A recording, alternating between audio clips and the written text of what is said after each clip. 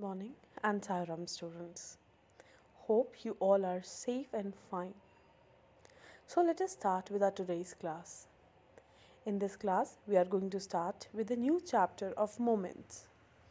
As we have completed unit of behave, now we are going to start with moment.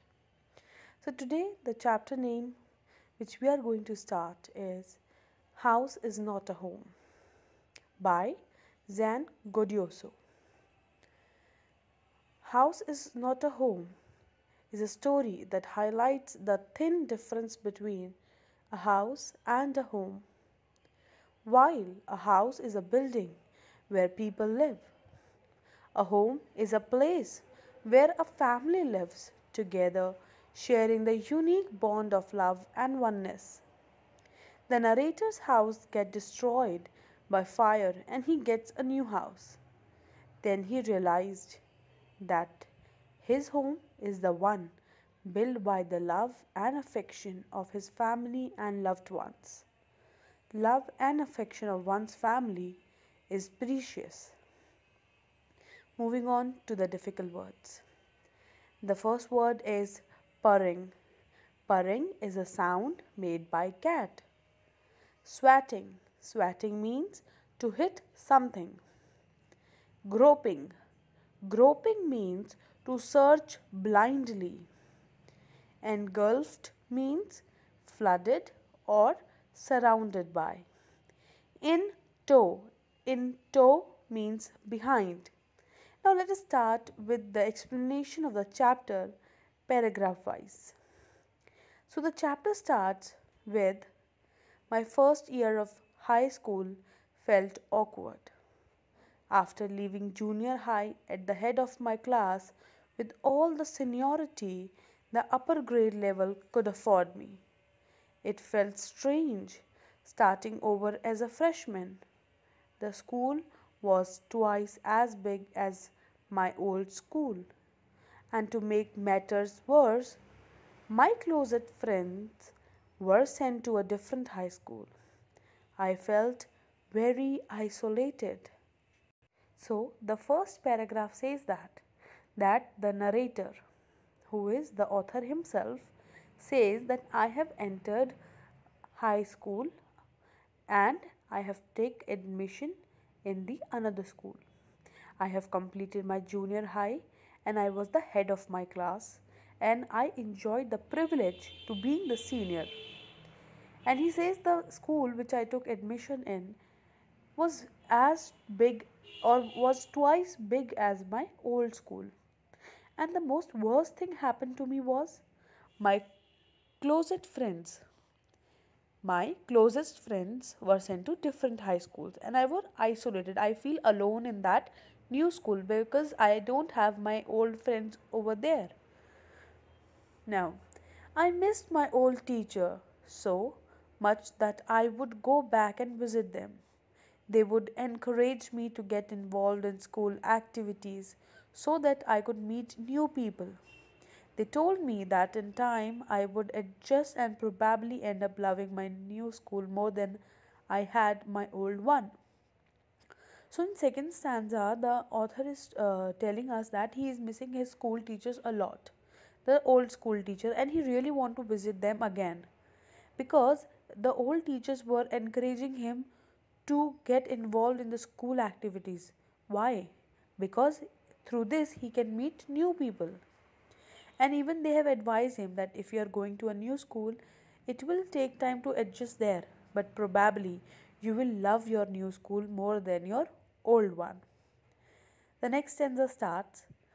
They made me promise that when that happened, I would still come by and visit them from time to time. I understood the psychology in what they were saying, but I took some comfort in it nonetheless. So what happened? The school teachers and his friends all made the promise that though you will now start loving your new school more than your old one, but don't forget us, come to meet us time to time. Now here author says that I can understand that what psychologically they are playing with me, but it will take time for me to comfort myself in the new school. One Sunday afternoon, not long after I had started high school, I was sitting at home at our dining room table doing homework.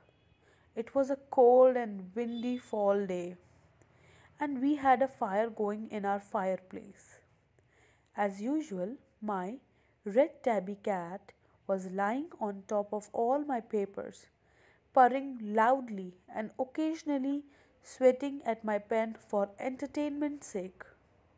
So now here author is telling us that one day after I joined my new school, after that only after a few days, in one of the Sunday afternoon, I was sitting at my home, where at my dining room table, and I was doing my homework. It was very cold and a wind was falling on that day, and we have light up fire in our fireplace. And as usual, mostly my red tabby cat. So he has a pet, a cat, and that cat was lying. And as usual, his cat was sitting on the top of the papers which were lying there, and she was making sounds, and she was playing with the pen for just her entertainment. She was never far from me. I had rescued her when she was a kitten, and somehow she knew that I was the one responsible for giving her the good life. My mother kept stoking the fire to keep the house nice and warm. Suddenly, I smelled something strange, and then I noticed it. Smoke pouring in through the seams of the ceiling. The smoke began to fill the room so quickly that we could barely see. Groping our way to the front door, we all ran out into the front yard. So now what happened here first in the above paragraph, he says that my kitten never go far away from me. Why? Because I have rescued her when she was just a kitten. And from that day only she come to know that I am only responsible for giving her the new life. And that's why she never leave me. Now, in the next paragraph, he says that my mother kept stoking. Stoking means to make the fire burn for a long time so that the house becomes warm and nice. But suddenly, the author smelled that something strange smell was coming from the home. And then he noticed that there was fire all around. The smoke is coming. And in few seconds, the smoke filled the room so quickly that he was not able to see anything in the room. So, what happened? The mother and the narrator just finding the door, they just tried to find out the main door, and they went out of the home. By the time we made our way outside, the whole roof was engulfed in flames and it was spreading quickly. I ran to the neighbors to call the fire department. While I watched, my mother ran back into the house. So, what happened when they come out? They saw that the whole roof was filled or surrounded by the flames, and it was spreading very quickly. So, what happened? The narrator went to the neighbors, and he informed the fire department. And when he came out from there, he saw that his mother was running back into the house. My mother then ran out of the house carrying a small metal box full of important documents. So, why his mother went into the house? To bring some important documents. She dropped the case on the lawn and, in a grey state, ran back into the house. I knew what she was after.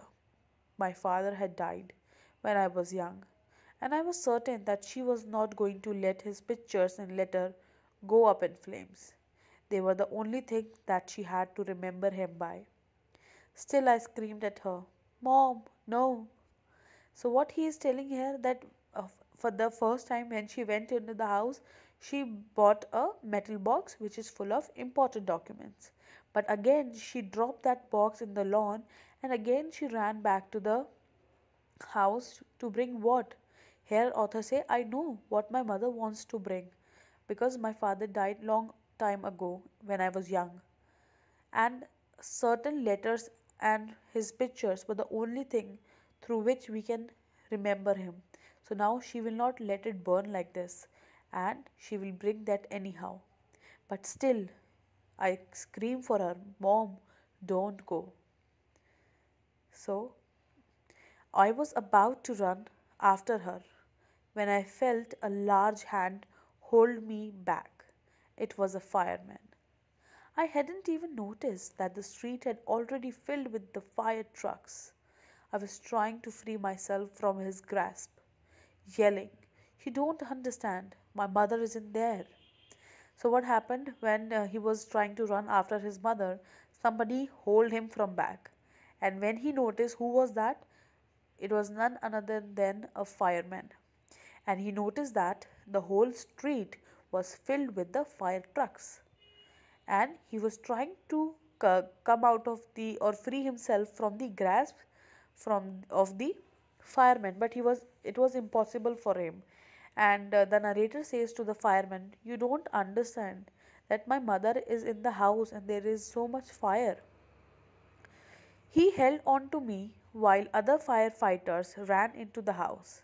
So, what happened? The firefighter who was holding his hand, he was still there, and the other firefighters went into the house to bring his mother back.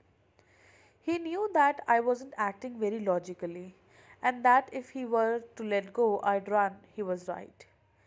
So, here he says that I know that I was not acting as a logical person, but I also know that he will not never he if he will let me go, that will also be not right.